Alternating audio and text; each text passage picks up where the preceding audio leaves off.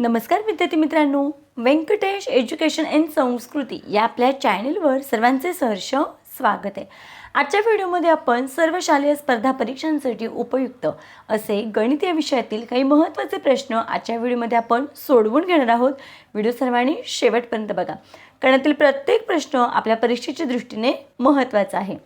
चला तर मग व्हिडिओला सुरुवात करूया। त्याआधी नेहमीप्रमाणे व्हिडिओ आवडल्यास व्हिडिओला लाईक करा, आपल्या मित्रमैत्रिणींना शेअर करा, चॅनलवर नवीन असाल तर चॅनलला सबस्क्राईब करा। बघा, इथे पहिला प्रश्न आपल्याला असा दिलाय, स्वातंत्र्य दिन मंगळवारी आल्यास त्यापूर्वीचा महाराष्ट्र दिन कोणत्या दिवशी झाला होता? बघा, आता दिलेल्या माहितीनुसार स्वातंत्र्य दिन केव्हा असतो? 15 ऑगस्ट। आणि त्याच्या अगोदर म्हणजे महाराष्ट्र दिन कधी असतो? महाराष्ट्र दिन असतो, बघा कमेंटमध्ये मला उत्तर सांगा, महाराष्ट्र दिन कधी असतो? महाराष्ट्र दिन असतो 1 मे। ठीक आहे, मग आता आपल्याला काय सांगितलं, स्वातंत्र्य दिनाचा वार आपल्याला माहिती आहे मंगळवार आहे। स्वातंत्र्य दिनाचा वार आहे मंगळवार आणि 1 मेचा आपल्याला काय करायचं आहे, वार काढायचा आहे। आता बघा, आता आपल्याला मागे जायचं आहे, बरोबर आहे। मग आपण काय करायचं, आता 15 ऑगस्टपासून 1 मे मागे जायचं आहे आपल्याला। आता काय करूया, 15 ऑगस्टचा वार आपल्याला माहिती आहे, मग ऑगस्टमध्ये ऑगस्ट हा 31 दिवसांचा महिना आहे, पण 15 तारखेचा वार आपल्याला माहिती आहे आणि आपल्याला मागे जायचं आहे। मग आपल्याला पुढच्या दिवसांचं काही देणं घेणं आहे काही ते नाही, 15 तारखेचा वार माहिती आहे, मग आपल्याला मागे जायचं आहे, म्हणजे या आधीचे 15च्या अगोदर कोणता? 14, म्हणजे हे ऑगस्टच्या आधीचे 14 दिवस। आणि ऑगस्ट त्याच्या अगोदरचा महिना जुलै। जुलै महिना किती दिवसांचा असतो? 31 दिवसांचा। जुलैच्या अगोदर जून महिना 30 दिवसांचा असतो आणि जूनच्या अगोदर मे महिना। आता बघा, आपल्याला 1 मेचा वार काढायचा आहे, म्हणजे आपल्याला पूर्ण मे महिन्याचे दिवस घ्यायचे आहेत, म्हणून मी ते मे महिना 31 दिवसांचा असतो, म्हणून मी ते पूर्ण 31 दिवस घ्यायचे। या सगळ्या ह्यांची काय करायची, बेरीज करायची। बघा, 4 आणि 1 5, 5 आणि हा 1 6, 3 आणि 3 6, 6 आणि 3 9, 9 आणि हा 1 10, किती आलं? 106। मग आपल्याला मिळते आठवड्याचे वार असतात 7, मग या 106 दिवसांना 7ने भागायचं। मग बघा, 7 एके 7, 10तून 7 गेले, 3 राहिले, वरून घेतले 6 खाली, 7 5 35, 36मधून 35 गेले, बाकी आली 1। मग बघा, जेवढी बाकी आले तेवढे दिवस काय करायचे, एकतर पुढे घ्यायचे किंवा मागे घ्यायचे। आता इथे आपण काय केलं, मागचं विचारले, म्हणून मग 1 दिवस काय करायचं आहे, मागे काढायचं आहे। मग मंगळवारच्या अगोदर 1 दिवस मागे जायचे, किती? कोणता वार आहे? मंगळवारच्या अगोदर सोमवार, म्हणून मग 1 मे म्हणजे महाराष्ट्र दिन 1 मे या दिवशी वार आहे सोमवार। बघा बरं, पर्याय क्रमांक 4 मध्ये सोमवार आहे, म्हणून मी इथे आपल्या या प्रश्नाचं उत्तर आहे पर्याय क्रमांक 4 सोमवार। बघा, प्रत्येकाला हा प्रश्न समजला का? मला कमेंटमध्ये नक्की कमेंट करून सांगा। पुढचा प्रश्न, 1 ते 100 पर्यंत किती चौरस संख्या आहेत? आता बघा, चौरस संख्या, मग चौरस संख्या म्हणजेच काय? वर्ग संख्या।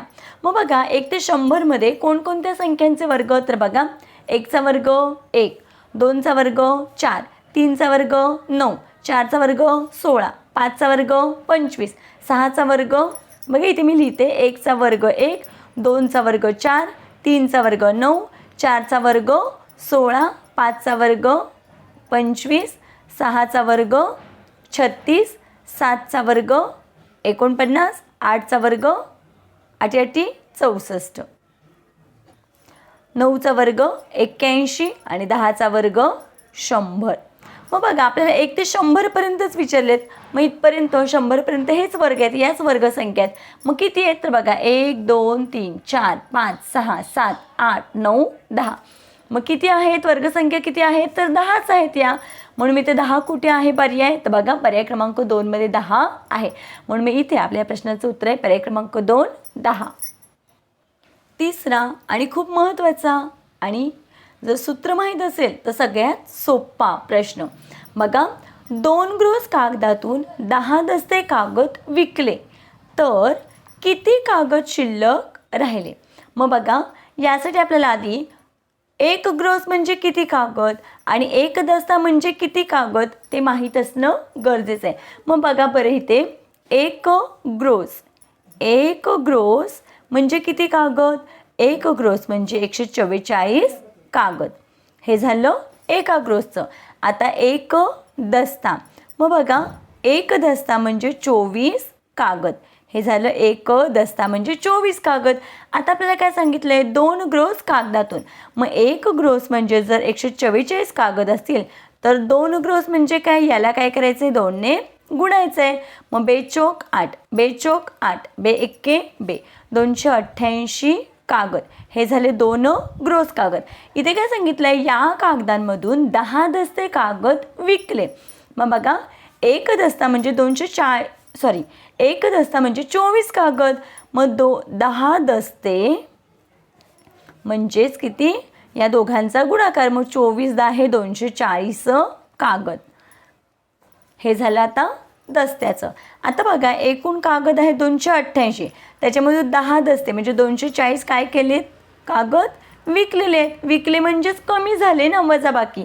8तून 0 गेले 8, 8तून 4 गेले 4, 2तून 2 गेले 0. मग किती कागद शिल्लक राहिले असा आपल्याला प्रश्न विचारला आहे. मग किती कागद शिल्लक राहिले? तर बघा 48 कागद शिल्लक राहिलेले आहेत. म्हणून मग इथे आपल्या या प्रश्नाचं उत्तर आहे पर्याय क्रमांक 1, 48. पुढचा प्रश्न बघा. 2 रुपये, 5 रुपये व 10 रुपयांची समान नाणी असल्यास किती रुपये असतील? आता बघा इथे आपल्याला समान नाणी फक्त दिले आणि किती रुपये आहेत हेही आपल्याला माहीत नाही आहे, आपल्यालाच काढायचं आहे. मग बघा 2 रुपये, 5 रुपये आणि 10 रुपयांची समान नाणी असल्यास म्हणजे 2 रुपयाची जेवढी नाणी आहेत तेवढीच 5 रुपयाची नाणी, तेवढीच 10 रुपयाची नाणी असं आपल्याला माहिती दिलं आहे. तर एकूण किती रुपये असतील हेच आपल्याला काढायचं आहे. मग काहीच माहीत नाही, फक्त आपल्याला एवढंच माहिती आहे. मग काय करायचं? यांचीच आपण काय करूया? बेरीज करूया. मग बघा 10 आणि 5 15, 15 आणि 2 किती आलं? 17. मग बघा आता 17चा पाढा आपल्याला बघा आता इथे आपण काय करूया? 17ने कोणाकोणाला भाग जातो ते बघूया. मग बघा इथे मी 17चा पाढा लिहिते. 17 एके 17, 17 दुणे 34, 17 त्रिक 51, 17 चोक 68, 17 पाची 85, 17 सक 102, 17 साती 119, 17 आठे 136 आणि 17 नव्वे 153, 17 10 170. या पद्धतीने आपण काय केलं आहे? 17चा पाढा लिहून घेतलेला आहे. आता मला सांगा पर्यायामध्ये बघा 120 इथे नाही आहेत, 119 आहेत, 185 पण नाही येणार कारण 2 बाकी राहील. 136 तर बघा इथे 136 आहे. 370 आहे का? नाही आहे. मग आता काय करायचं? 136. मग बघा 17 आठे 136. बघा मग इथे उत्तर आपलं 136च आहे, पण तरी पण तुम्हाला दाखवते कसं. 17 आठे 136. मग काय करूया? 2 रुपयाची 8 नाणी, 5 रुपयाची पण 8 नाणी आणि 10 रुपयाची पण 8 नाणी, कारण 17 आठे 136 आहे की नाही? आपण उत्तर आता इथलं काढलं आहे. मग काय करायचे बघा, समान नाणी आली. मग आता गुणाकार करूया. 2ची 8 नाणी म्हणजे किती? 2 8 16, 5ची 8 नाणी, 5 रुपयाची 8 नाणी म्हणजे 5 8 40, 10 रुपयांच्या 8 नाणी मग 10 8 80. यांची बेरीज करूया. 6 अधिक 0 अधिक 0 6, 8 आणि 4 12, 12 आणि 1 13. बघा बरं बरोबर 136 आलेलं आहे. मग हे उत्तर आपल्याला या पद्धतीनं काढायचं आहे. म्हणजे या प्रकारचे प्रश्न असेल तर आपण या पद्धतीनं काय करायचे? काढायचं आहे. पुढचा प्रश्न बघा. आयताची लांबी रुंदीच्या दुप्पट असून परिमिती 48 असल्यास आयताची लांबी किती? आता बघा आयत या पद्धतीनं असतो. आयताच्या समोरासमोरील बाजू सेम असतात. आता इथे काय सांगितलं आहे की आपल्याला काहीच दिलं नाही, फक्त परिमिती दिली आहे की नाही? मग बघा आयताच्या परिमितीचं सूत्र काय आहे? आयताची परिमिती बरोबर 2 लांबी अधिक 2 रुंदी. आता एल म्हणजे लेंथ म्हणजे लांबी आणि बिड्थ म्हणजे रुंदी. मग 2 लांबी अधिक 2 रुंदी. आपलं फक्त आयताची परिमिती माहिती आहे, बाकी काही माहिती आहे का? नाही. फक्त एवढं माहिती आहे, क्लू दिलं आहे त्यांनी. आयताची लांबी म्हणजे ही जी लांबी आहे ती रुंदीच्या काय आहे? दुप्पट आहे. मग रुंदी जर x असेल तर लांबी कशी? दुप्पट म्हणजे 2x असेल. ठीक आहे, या पद्धतीने आपण जाऊया. बघा 2 लांबी किती? 2x. मग इथे काही नाही म्हणजे गुणाकार असतो आणि हे 2x अधिक 2 रुंदी किती घेतली आपण, एक्स घेतले. मग आता बघा 2 दुणे 4, 4 गुणिले हे एक्स किती 4x अधिक 2x. मग मला सांगा 4x गुणिले 2x यांची बेरीज केली 6x आलं. आणि इथे किती आहेत, परिमिती 48 आहे. आता इथे x आहे तो गुणाकार रूपामध्ये आहे. बघा इथे हे 4 मराठीत अंक लिहिते 6. ठीक आहे. मग आता इथे काय होणार, इकडे गुणाकार आहे, मग इकडे आल्यावर काय होणार, भागाकार. मग 48 भागिले 6 बरोबर x. मग आपल्याला माहिती आहे 6 7 42, 6 8 48. मग x बरोबर किती आलं, 48. आता बघूया बरोबर आहे का. बघा इथे x म्हणजे आपण 8 घेतला, मग हा पण 8, समोरासमोरील बाजू सेम. मग ह्याच्यात दुप्पट आहे, मग इथे 8 दुणे 16, मग ही बाजू किती आली 16. मी इथे दुसरा आयत काढते तसाच आहे, फक्त तिथे एक्स लिहिल्यामुळे कन्फ्यूज होईल. 8 आणि हे 8 आणि ह्याच्यात दुप्पट ही म्हणजे इथे किती ही 16 ही 16. मग बघा 16 आणि 16 32 आणि 8 आणि 8 16 यांची बेरीज करूया आपण. 6 आणि 2 8, 3 आणि 1 4 बरोबर 48 आली. परिमिती म्हणजेच काय, चारही बाजूंची बेरीज आहे की नाही, परिमिती म्हणजे हे. मग बघा बरं परिमिती आपल्याला 48 दिले. आता आपल्याला विचारलंय काय, आयताची लांबी किती. मग बघा लांबी किती आहे 16 सेमी. मग 16 सेमी कुठे आहे, पर्याय क्रमांक 2 मध्ये. म्हणून मग इथे आपल्या या प्रश्नाचं उत्तर आहे पर्याय क्रमांक 2 16 सेमी. बघा या पद्धतीने आपण आजच्या व्हिडिओमध्ये काही परीक्षेच्या दृष्टीने काही महत्त्वाचे जे प्रश्न होते ते कसे सोडवायचे ते आजच्या व्हिडिओमध्ये आपण बघितलेलं आहे. आशा करते आपल्या सर्वांना व्हिडिओ आवडला असेल. व्हिडिओ आवडल्यास व्हिडिओला लाईक करा, आपल्या मित्रमैत्रिणींना शेअर करा. आजचा व्हिडिओ कसा वाटला ते कमेंटमध्ये नक्की सांगा. भेटूया पुढच्या व्हिडिओमध्ये.